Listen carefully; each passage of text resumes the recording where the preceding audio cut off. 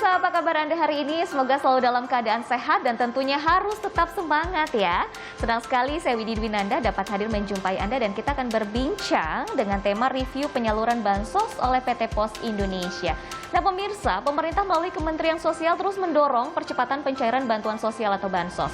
Untuk mendukung kegiatan tersebut, Kemensos pun menggandeng PT Pos Indonesia Persero sebagai instansi penyalur. Penyaluran dana bantuan program sembako tahun 2020 ini dilakukan serentak mulai Minggu 20 Februari 2022. Dan di awal April tahun ini, PT Pos kembali dipercaya oleh pemerintah untuk menyalurkan program bantuan langsung tunai atau BLT minyak goreng dengan target diterima keluarga penerima manfaat atau KPM sebelum Hari Raya Idul Fitri. Lantas bagaimana mekanisme penyaluran dana bantuan program sembako dan BLT minyak goreng ini? Serta strategi apa saja sih yang dilakukan PT Pos Indonesia? Kita akan membahasnya bersama Bapak Faisal Rahmat Jumadi selaku Direktur Utama PT Pos Indonesia Persero. Wah, saya melihat Pak Faisal ini semangat kali nih karena keren banget begitu ya, pakai jaketnya casual seperti itu, luar biasa. Jadi pasti lebih seru lagi nih perbincangan kita. Oke Bapak, sebelum kita bicara mengenai program BLT minyak goreng, kita review sedikit ya Pak ya. Seperti kita ketahui bahwa pada 20 Februari 2022 lalu telah dilakukan penyaluran dana bantuan program sembako secara serentak. Nah, bagaimana sih Pak progresnya? Apakah sudah selesai atau masih berjalan? Saya izin buka masker dulu ya Mbak Widi. Iya, silahkan. Kita sudah protokol kesehatan di pemirsa ya. Vaksin juga sudah lengkap begitu ya. Terima kasih. Oke, bagaimana Pak? Jadi pada triwulan 1 tahun 2022 kemarin kita berhasil menyalurkan program bantuan sembako tunai sebanyak 97,88% dari total 18,8 juta KPM atau keluarga penerima manfaat. Dan alhamdulillah kita pada saat itu hanya diberi waktu 2 minggu sebenarnya, dan dalam waktu 2 minggu itu bisa mencapai 92%. Wow, luar biasa. Sehingga sisanya sampai 97,88 itu kita lakukan sekitar 1 bulan, demikian Mbak Widi. Oke, kita akan bahas lanjut yang hal ini ya, tapi sebelumnya saya mau nanya dulu nih, bantuan program kartu sembako atau sebelumnya bernama bantuan pangan non tunai atau BPNT ini kan merupakan program existing Kemensos, di mana data-data ini itu tinggal meneruskan dari Pusdatin Kemensos. Adakah pembaruan atau mungkin ada treatment yang dilakukan oleh PT Pos Indonesia melalui juru bayarnya seperti apa Pak? Betul, jadi memang semua data itu kita terima dari Pusdatin. Jadi termasuk kita tidak hanya melanjutkan yang 18,8 juta ya, karena sekarang kita harus menyalurkan 20,65 juta KPM. Nah, sehingga kita juga kembali mendapatkan pembaruan ya, data dari Pusdatin yang berdasarkan data dari Pusdatin itulah yang kita gunakan untuk menyalurkan bantuan kali ini ya, bantuan minyak goreng kali ini sebanyak 20,65 juta KPM. Demikian Pak. Dan pembaruan yang kita lakukan tentu karena ini waktunya pendek gitu ya, sangat pendek. Jadi sebelum Hari Raya Idul Fitri kita harus selesai. Dan jumlahnya lebih banyak, maka kita meningkatkan jumlah titik layanan ya, satu. Yang kedua, menambah jumlah pegawai gitu ya. Kemudian yang ketiga, memperpanjang jam layanan. Jadi kalau biasanya misalkan setiap hari kita berikan dalam jangka waktu 8 jam begitu, 8 sampai 5, kali ini bisa kita stretch sampai 12 jam. Jadi sampai malam kita lanjutkan gitu. Sehingga sesuai dengan pemerintahan pemerintah dalam jangka waktu yang mungkin 2 minggu lebih sedikit, insya Allah kita akan mampu menyalurkan. Bisa mengejar ya? Betul, bisa mengejar itu. Baik, dengan adanya pembaruan dan juga treatment yang dilakukan oleh juru bayar dari PT Pos ini, apakah ada benefit juga oleh Kemensos begitu dari penyaluran bantuan program ini Pak? Ya betul, jadi pemberian bantuan secara tunai ini pertama Pos bisa langsung ketemu dengan KPM-nya kan secara fisik begitu ya, sehingga bisa kita validasi langsung.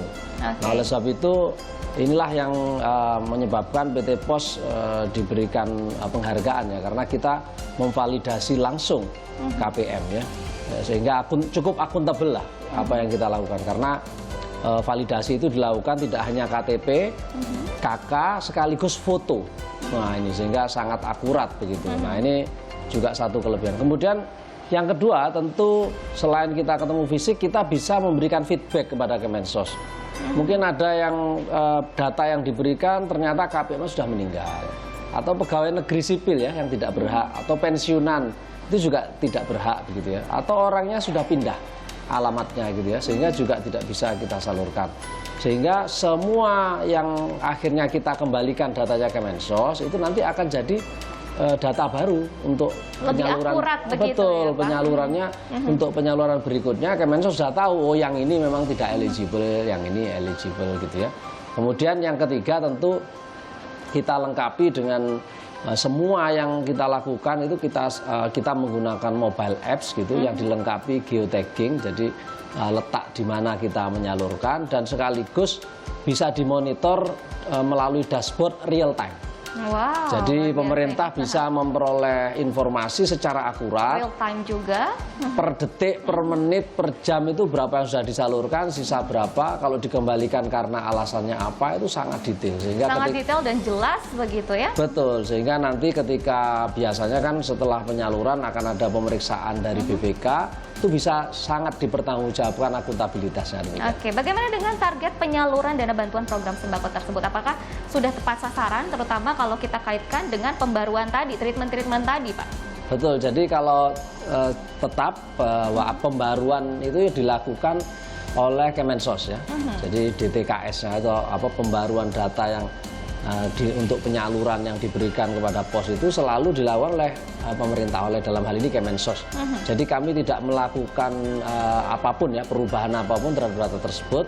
Nah, baru nanti setelah disalurkan baru kami tahu bahwa oh yang ini ternyata memang belum bisa disalurkan karena berbagai alasan tadi, demikian. Oke, dengan waktu yang sangat pendek begitu, targetnya juga lumayan ya Pak ya.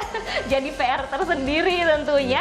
Dan ketika berada di lapangan pasti ada berbagai kendala, ada cerita suka duka yang dialami terutama untuk juru bayar yang memang ke lapangan begitu ya Pak ya. Seperti apa? Kita akan bahas usai jeda ya.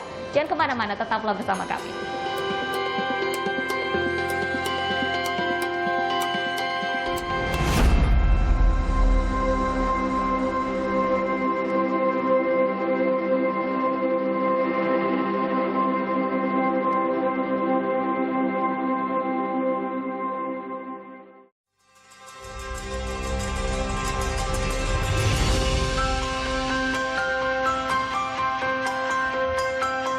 Terima kasih Anda masih bersama kami, tentunya masih dalam pembahasan review penyaluran Bansos oleh PT Pos Indonesia bersama Bapak Faisal nih, Direktur Utama PT Pos Indonesia Persero. Nah tadi kan ingin dibagi begitu ya, ada kendala-kendala yang memang ditemukan di lapangan begitu, seperti itu. Bisa dijelaskan kendala-kendalanya, bagaimana mengatasinya, atau mungkin bisa diceritakan juga suka dukanya seperti apa sih ketika menyalurkan bantuan tersebut, Pak? Baik Mbak Widi, jadi memang karena di antara 20,65 juta KPM yang akan kita salurkan, itu ada di sebagian kecil atau sekitar 15% itu ada di daerah 3T begitu ya, daerah terluar, terpencil, gitu ya, terisolasi. Nah ini kendalanya untuk mencapai daerah itu berbagai mode transportasi harus dilalui begitu ya. Kadang-kadang harus naik boot gitu ya, setelah naik boot pakai motor, setelah itu harus karena nggak bisa lagi jalan dijangkau harus jalan kaki begitu ya, jadi sambil bawa uang cash. Nah ini tentu riskan ya, oleh sebab itu biasanya teman-teman tuh didampingi oleh aparat keamanan gitu ya, apakah itu TNI atau Polri ketika harus menyalurkan ke tempat-tempat yang sulit. Dan bahkan sebenarnya di semua tempat penyaluran terutama yang komunitas itu selalu ada pendampingan petugas keamanan. Di Papua itu kan kita sampai harus charter pesawat gitu ya. Wow. Harus charter pesawat untuk mencapai daerah-daerah di mana tidak terjangkau gitu kendaraan darat. Kemudian juga kami biasanya karena daerah-daerah itu ada ketua adat gitu ya, atau kepala suku begitu, atau gereja atau masjid atau surau-surau. Nah biasanya kita bekerja sama dengan informal leader di situ. Jadi untuk penyaluran, jadi membantu mengundang. Nah itu kan nggak bisa kita sendiri ya. Jadi itu biasanya dilakukan oleh tadi kepala suku, ketua adat, atau takmir masjid atau pendeta yang ada di atau pastor begitu, atau ketua-ketua apa ya, kepala pimpinan informal lain yang bisa kita ajak kerjasama. Nah itu juga tokoh-tokoh yang ada di memudahkan. sana ya. Betul, begitu. Begitu Mbak Oke, Widi. ini tentunya dengan berbagai kendala, tetapi tetap nih penyaluran ini dilakukan atau berjalan dengan baik. Bahkan tadi juga di segmen sebelumnya Pak Faisal juga sudah menjelaskan bahwa mencapai 92% begitu hanya dalam waktu 2 minggu, sehingga diapresiasi juga oleh Menko PMK. Sebenarnya strategi apa nih sehingga mendukung keberhasilan ini, Pak? Kami pertama harus mencetak undangan gitu ya. Nah, undangan, setelah undangan dibagikan dengan dibantu tadi ya, ketua RT, RW, ketua adat, kepala adat dan seterusnya, kepala suku. Kemudian ada waktu kan yang ditentukan untuk ketemu di titik di mana penyaluran. Nah itu kemudian baru kita bisa menyalurkan. Nah, sehingga ini ada dan disalurkannya juga seperti saya katakan tadi karena waktunya 2 minggu, kemudian sangat singkat. Nah yang kami lakukan tadi tentu memperbanyak jumlah penyalur ya, atau karyawan atau petugas dari Pos Indonesia. Kemudian titiknya juga tadi ya kita perbanyak. Jadi yang biasanya kan hanya 18,8 tiba-tiba naik 3 juta gitu. Jam kerjanya juga otomatis jadi lebih panjang ya. Betul, dan waktunya juga di titik-titik itu terpaksa kadang-kadang sampai malam gitu ya. Bahkan ada teman-teman itu yang sampai jam 1 pagi gitu ya. Jadi untuk tempat-tempat yang ekstrim itu kadang-kadang baru mulai start jam 10 malam gitu ya, sampai jam 1 pagi itu penyalurannya gitu, karena untuk mencapainya jauh gitu. Pemirsa, wah ternyata segitunya begitu, Ya. sesulit itu. Mungkin bisa dibagi juga, Pak. Iya betul, jadi memang tadi ya, jadi petugas-petugas kami ini petarung lah ya, cukup Sangat tangguh. berdedikasi sekali Iya ya, menjalankan betul, jadi tugas. menjalankan tugas karena ya memang selain resiko perjalanan juga resiko kehilangan uang cashnya ini yang berat Tanggung kan jawabnya gitu. Tanggung juga jawabnya sangat juga besar. berat. Nah, dan sehingga kami memang terus-menerus mengingatkan tentang berbagai risiko. Tentu tidak kita biarkan ya, berbagai risiko perjalanan sudah kita perhitungkan sebagaimana seaman mungkin dan selamat gitu ya, sampai di tujuan dan kembali juga selamat gitu ya. Karena ya beberapa daerah kan mungkin teman-teman tahu daerah konflik misalkan gitu. Nah, ini memang harus ada pendampingan ekstra ya.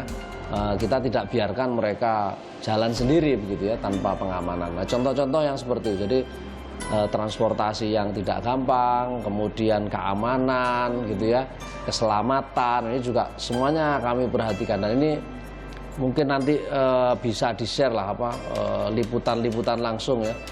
Dari teman-teman yang melakukan perjalanan itu mungkin akan sangat menarik ya. Jadi betapa kita tahu Indonesia ini sangat luas, dan ternyata luasnya Indonesia itu dihuni oleh penduduk juga gitu ya, yang tidak terbayangkan ada penduduk juga di sana gitu ya. Saya ternyata rasa menemukan hal-hal tersebut ya. Iya betul. Wow, ini benar-benar mental, spiritual juga harus benar-benar siap begitu ya, Pak. Oke, dengan adanya pencapaian seperti itu, akhirnya di awal April ini PT Pos Indonesia kembali dipercaya untuk menyalurkan BLT minyak goreng dengan total penerima 20.650.000 kpm, dan targetnya itu bahkan lebih singkat ya, Pak. Sebelum Idul Fitri begitu harus sudah selesai. Nah, strategi apa yang dilakukan nih, Pak? Baik, jadi sampai kita akan mulai dari tanggal 14 April ya penyaluran ini, dan kita mungkin nanti 28 April ya. Jadi benar-benar 14 hari. Betul, targetnya juga lebih betul, banyak. 14 hari. Ya? Betul. Tapi lebih singkat waktunya. Betul. Jadi kita tambah lagi. Jadi kita tidak ada libur ya. 14 hari itu betul-betul 14 hari kalender, bukan 14 hari kerja ini. Betul. Termasuk hari ini misalkan ya Jumat Agung ya. Ini kan Jumat Agung libur juga nasional ya. Jadi nggak ada lagi. Jadi kita terus saja bekerja Sabtu Minggu tadi ya. Harinya ditambah, jam layanannya ditambah, petugasnya kita tambah lagi perbanyak. Dan titik layanannya terus terang aja ini semakin masif gitu ya, kita tambah semakin banyak gitu. Sehingga dengan mengoptimalkan berbagai pihak yang bisa membantu kita ya. Bahkan kita ada yang disalurkan di gereja gitu ya, yang sebelumnya tidak kita Agar lakukan. terpusat, jadi tidak satu persatu begitu ya? Betul, komunitas. Jadi memang cara penyaluran kita 3 ya. Satu di kantor pos, kalau dia radiusnya tinggal sekitar 1-2 kilo atau 5 kilo lah maksimal dari kantor pos, bisa diambil di kantor pos. Atau di komunitas tadi ya. Kemudian yang ketiga diantar langsung. Ya, terutama yang para disable ya. Yang orang cacat memang tidak bisa bepergian, orang tua atau sedang sakit, itu pasti kita antar langsung ke rumahnya. Jadi ini juga tantangan ya, karena untuk datang ke rumah satu-satu ini kan juga memerlukan usaha yang luar biasa. Demikian Mbak Widi. Oke, menarik sekali nih Pak. Tentunya masih ada informasi yang akan kita gali seputar BLT minyak goreng ini. Jangan kemana-mana, tetaplah bersama kami.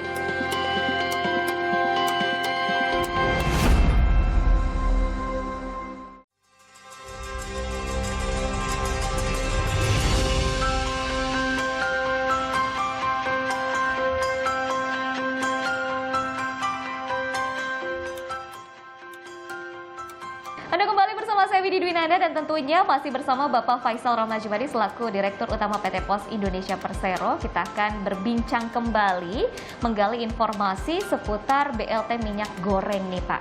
Ini kan tentunya dengan waktu yang sangat singkat, targetnya sementara itu lebih besar begitu ya. Bagaimana nih mekanismenya atau progresnya seperti apa? Baik, jadi sampai hari ini sebenarnya baru hari pertama saja kita sudah bisa menyalurkan 2 juta kepada 2 juta KPM ya. Itu baru hari pertama. Jadi kita masih punya 13 hari. Kejar banget jadi begitu kejar ya Pak? banget. Jadi sisanya 13 hari harus selesai 20 juta lagi kan gitu ya. Harus sekitar 18 juta lagi. Nah, ini memang ini sangat challenging gitu ya. Tapi insya Allah kita bisa karena berdasarkan pengalaman yang G1 itu kita bisa melaksanakan. Jadi kita yakin dengan metode yang sudah kita lakukan. 2 minggu setidaknya 90% lebih bisa Iya, begitu betul, ya. iya, Ada keyakinan tersebut. Banyak sekali masyarakat di masa pandemi terdampak ya dengan berkurangnya pendapatan gitu sehingga mereka rawan jatuh miskin.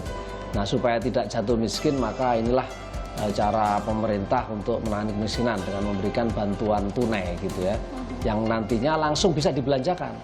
Nah, ini memang bedanya kalau itu ditransfer melalui rekening misalkan itu harus ngambil dulu ke ATM atau ke loket gitu ya, kemudian baru uangnya bisa dibelanjakan. Tapi kalau ini kan kita serahkan tunai. Jadi sesaat setelah itu mereka langsung belanja. Dan itu menyebabkan konsumsi ya.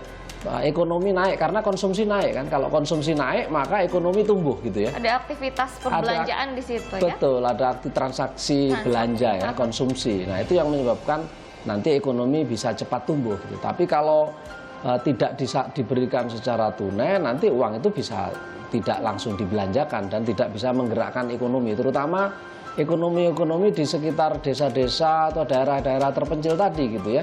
Kalau di kota mungkin banyak alternatif gitu ya, tapi begitu di desa dan sebagainya, bagaimana cara menggerakkan ekonomi ya orang desa atau warung-warung kecil itu ya, itu harus ada belanja di situ, ada transaksi di situ begitu. Nah, itu kemudian bisa menggerakkan ekonomi sampai ke pelosok-pelosok tadi, demikian Mbak. Oke, mungkin ada keunggulan-keunggulan lain dari bantuan pemerintah dalam bentuk tunai jika dilihat dari kacamata PT Pos Indonesia seperti apa sih Pak? Betul, jadi kelebihannya tadi ya, kita punya coverage yang luas sehingga yang tidak terjangkau oleh lembaga atau institusi lainnya kita bisa menjangkau gitu ya. Itu kelebihan Pos Indonesia, sehingga ketika pemerintah membutuhkan kecepatan dalam penyaluran bantuan, ya mungkin tidak ada pilihan kecuali Pos Indonesia. Dan terus terang aja kita juga menyalurkan dengan kita bantuan teknologi ya. Kita menggunakan teknologi tentunya, tentu teknologi digital, geotagging seperti tadi ya. Kemudian bisa dimonitor, bisa di tracing, bahkan bisa di tracing. Oh, ini disalurkan kepada siapa, di mana? Karena ada setiap kali kita foto itu otomatis koordinatnya ke bawah. Jadi nanti bisa diverifikasi, diklarifikasi apakah benar-benar disalurkan ke lokasi itu. Juga lebih jelas. Betul, begitu ya. Sangat transparan dengan bantuan teknologi. Itulah kelebihan kami. Jadi selain coverage secara fisik, kita punya digital system. Jadi kita sebutnya sebagai Phygital ya, physical and digital system gitu. Itu yang kelebihannya Pos Indonesia. Collaboration begitu ya. Betul ya. kemudahan-kemudahan dari segi dan teknologi, juga begitu ya. program pemerintah cashless society gitu, harapannya kan semuanya cashless begitu ya. Tapi kan syaratnya untuk masuk ke cashless society harus ada internet akses gitu kan. Dan kenyataannya ya masih banyak sekali ya. betul, mungkin masih lebih dari 20% area di Indonesia ini belum ada internet akses yang yang memberikan paket data gitu ya.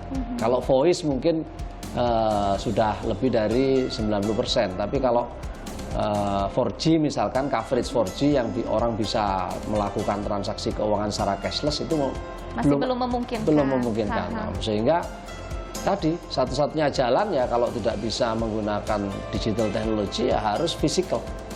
Nah itulah makanya kenapa pemerintah memilih Pos Indonesia, karena punya kelebihan tadi itu. Bisa dua-duanya begitu bisa ya, dual mode ya, physical and digital interaction lah kira-kira gitu. Oke, tapi tentunya juga PT Pos Indonesia tetap ada inovasi-inovasi untuk mengejar kecanggihan ataupun kecepatan teknologi saat ini begitu. Nah, inovasi yang akan datang yang sudah dipersiapkan oleh PT Pos Indonesia seperti apa, Pak? Baik, jadi untuk inovasi keuangan yang sudah disiapkan dan sudah berjalan selama kurang lebih 1 tahun belakangan ini, kita punya Pospay namanya. Jadi Pospay itu adalah mobile apps untuk jasa keuangan yang diselenggarakan oleh Pos Indonesia begitu, sehingga semua layanan yang bisa dinikmati di loket-loket kami, di kantor pos yang secara fisik biasanya orang harus datang, sekarang tidak perlu lagi. Jadi kita sudah siapkan platform digital untuk layanan jasa keuangan. Inilah yang akan kita gunakan untuk menghadapi masa depan, di mana nanti kalau coverage internet sudah 100%, dengan 4G sudah 100% atau 5G begitu, nah kita sudah siap. Sudah siap. Betul. Dan alhamdulillah hari ini sebetulnya sampai hari ini selama sudah 1 tahun berjalan, jumlah downloader sudah lebih dari 2 juta begitu ya. Harapan dan juga bentuk dukungan PT Pos Indonesia terkait dengan program pemulihan ekonomi nasional yang dicanangkan oleh pemerintah seperti apa, Pak? Baik, jadi kami selalu siap membantu pemerintah untuk pemulihan ekonomi nasional akibat dari dampak pandemi ya. Dan yang belum kita ketahui nih sampai kapan ini akan pandemi, karena pemerintah belum ada rencana mengumumkan jadi endemi.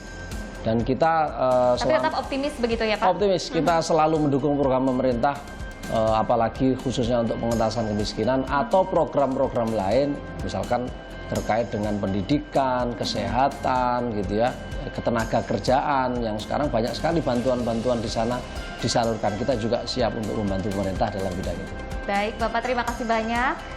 Seru sekali nih perbincangan kita, semoga bermanfaat ya. Terima kasih banyak atas waktunya. Terima kasih, Mbak Widi.